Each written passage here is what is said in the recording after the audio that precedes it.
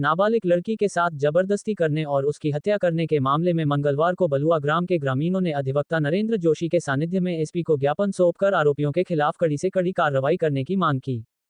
साथ ही ज्ञापन में बताया गया कि आरोपी पप्पू उर्फ कालू और महेंद्र ने नाबालिग की हत्या कर उसे आत्महत्या साबित करने के लिए साजिश रची है। इसको लेकर के मंगलवार को ग्रामीणों ने एसपी से न्याय की गुहार लगाते हुए सराड़ा थाने पर उक्त प्रकरण में एफआईआर दर्ज नहीं करने के आरोप लगाए हैं तथा उक्त पराक्रम की जांच उच्च अधिकारियों से निष्पक्ष करवाने की मांग की। साथ मृत नाबालिग लड़की का साइंटिफिक तरीके से पोस्टमार्टम करने की मांग की गई। और कालू उर्फ पप्पू वो सुबह से 8 बजे से मेरे घर के पास में पड़ोसी में दोनों घूम रहे थे और दोनों हंस के बातें कर रहे हैं। इसके बाद दोनों छत पे गए हैं। इसके बाद मैं तो मेरे घास लेने चली गई और मैं जैसे ही घास लेके आई उतनी देर में मेरे घर में इन्होंने ऐसा कांड कर दिया और पूरे मतलब मकान का पूरा मतलब किमाड़ वगैरह सब खुले हुए हैं। और मेरी बहन जब लड़की हुई जब आप आए थे उस टाइम किमाड़ खुले हुए थे, चुटकी लगी हुई थी? नहीं, 2-3 दरवाजे हैं हमारे तो पूरे खुले हुए थे और पीछे का दरवाजा जो जहाँ हत्या हुई थी ना तो वहाँ पे थोड़ा ऐसे कुंडी लगी हुई थी तो ऐसे किया किमाड़ तो खुल गया।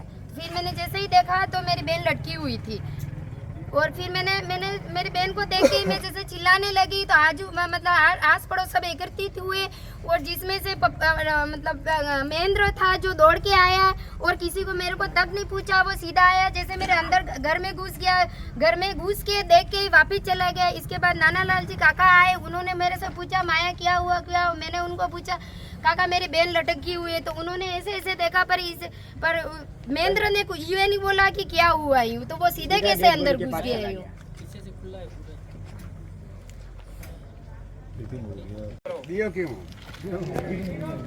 हाँ सर, आप बताएंगे इसको स्पष्ट पूरी जानकारी। हाँ, मैं हरीश आरी बलुआ से वो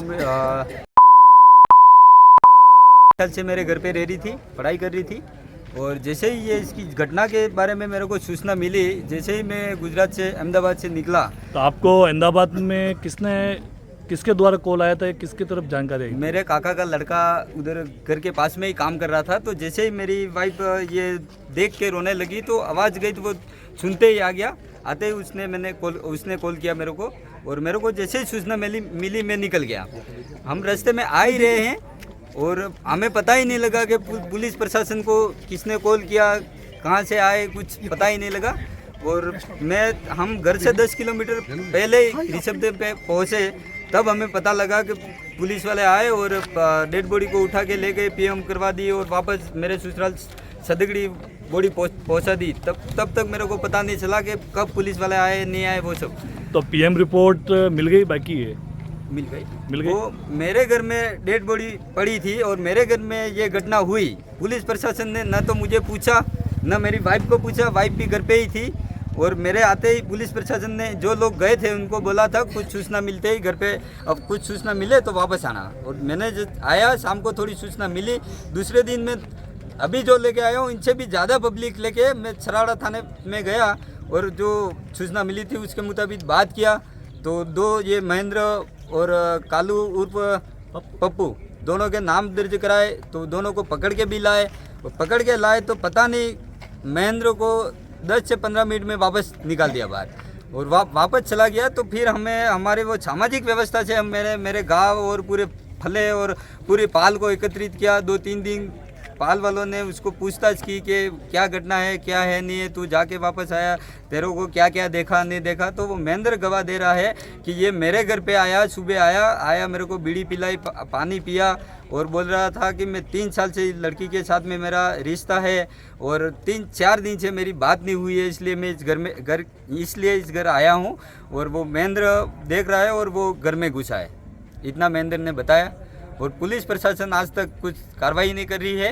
एक को महेंद्र को छोड़ दिया है, दूसरे को आज तक पुलिस के प्रशासन अंदर ही रखा है, न तो जेल भेज रहे हैं न कहीं भेज रहे हैं, थाने में ही रखा है। मामले में ये कहना चाहूँगा कि दिनांक 31 जुलाई 2024 को जब मृतका जो कि नाबालिग है उसकी बहन जब घर के अंदर आती है तो देखती है कि जो उसकी बहन है वो फंदे से लटकी हुई है और उसके पैर जो है, जो उसके घुटने हैं वो ज़मीन से टिके हुए हैं। एक सामान्य प्रज्ञावान व्यक्ति इस बात को देखकर समझ सकता है कि कोई व्यक्ति जब फांसी का फंदा लगाता है तो उसके पैर के जो घुटने हैं वो ज़मीन से टच नहीं होते हैं। लेकिन इतनी सी बात शायद पुलिस थानाधिकारी सराड़ा को समझ में नहीं आ रही है कि ये मामला जो कि हत्या का है उसे आत्महत्या साबित किया जा रहा है। और जब ये घटना घटी, उस घटना के पश्चात तुरंत आधे घंटे के अंदर पुलिस वहाँ आती है, नक्शे का मौका मुआयना करती है, फोटोग्राफ करती है। उससे पहले घर वालों ने भी जो फोटोग्राफ ले रखे थे, उन फोटोग्राफ को कोई भी व्यक्ति देखेगा तो डायरेक्टली ये कहेगा कि भाई सीधे हत्या है। अब यहाँ पे प्रत्यक्षदर्शी 2 व्यक्ति ऐसे थे जिन्होंने ये कहा है कि जब घर में कोई नहीं था, लड़की, नाबालिग लड़की अकेली थी, तब पप्पू उर्फ कालू और महेंद्र डामोर घर के पीछे की तरफ से उस घर में घुसे थे और उसके बाद वो उस घर से निकले हैं। और इस घटना के बाद जब उसकी बहन घर के अंदर जाती है तो ये चीज़ देखने को सामने आती है कि उसकी बहन मरी हुई पड़ी हुई है। ऐसी स्थिति में इन लोगों ने पुलिस को इन्फॉर्म भी किया और पुलिस ने अभी तक इस मामले के अंदर पोस्टमार्टम करवाने की जो फॉर्मेलिटीज़ निभाई है वह केवल और केवल आत्महत्या की रिपोर्ट के आधार पर की है। इस मैटर में मैंने खुद ने थानाधिकारी महोदय से बात की। थानाधिकारी महोदय का कहना है कि इस मैटर में एक्चुअली आत्महत्या जैसी स्थिति है और आत्महत्या के संदर्भ में मर्ग दर्ज की जाकर कार्रवाई की जा रही है। जबकि प्रत्यक्षदर्शियों का ये कहना है कि इस लड़की को पहले भी इन लड़कों द्वारा परेशान किया जाता रहता था और आज रिपोर्ट के साथ में हमने कुछ मोबाइल नंबर दिए हैं, कुछ ऐसे तथ्य दिए हैं जिन आधारों पे यदि पुलिस इन्वेस्टिगेशन करेगी तो यह आत्महत्या नहीं, एक दुष्कर्म करके की गई हत्या है।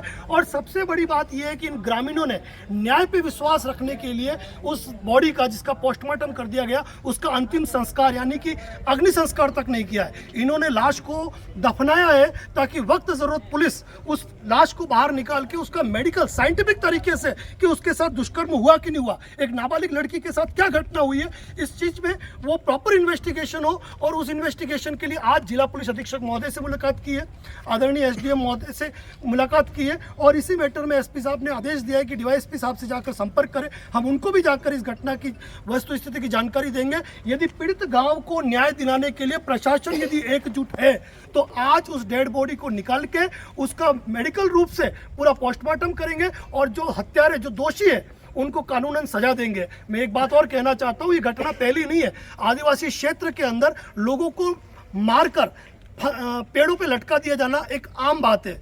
पुलिस थाना सेमारी के अंदर रामुआ कुंडा गांव का मामला है जहां एक आदमी को लटका दिया गया, पुलिस ने आत्महत्या माना, फाइल को बंद कर दी, उसका पंजा कटा हुआ रोड पर मिला था। बाद में इन्वेस्टिगेशन हुई और उसमें चालान पेश हुआ। ऐसी एक नहीं अनेकों घटना है, लेकिन एक्चुअली आदिवासी समुदाय है, आवाज़ उठाते नहीं है। और आज इसी बात को लेकर पूरा गांव बलुआ, करीब 150 से 200 लोग एकजुट हुए हैं जो इंसाफ के लिए एक पीड़ित पिता के साथ में और एक व्यक्ति के साथ में मौजूद है जो नाबालिग को इंसाफ दिलाना चाहते हैं। सदकड़ी उपला फला के भी मतलब सदकड़ी उपला फला और बलुआ गांव दोनों के मिलकर 150 से 200 लोग अपने खर्चे पर, अपने जेब से पैसा लगा के आज इंसाफ की उम्मीद में आए हैं।